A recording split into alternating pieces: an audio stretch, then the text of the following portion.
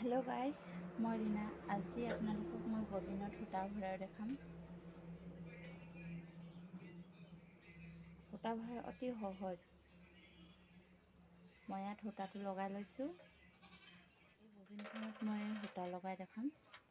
মই সূতা ভৰাবৰ কাৰণে গজাল এটা লৈছোঁ। আপোনালোকে যি ব্যৱহাৰ কৰিব পাৰে ববিনত সোমোৱাকৈ। তেনেহ'লে আহক ববিনৰ সূতা ভৰাম। প্ৰথমে এইটো এক গাঁঠ দি ল'ব লাগে।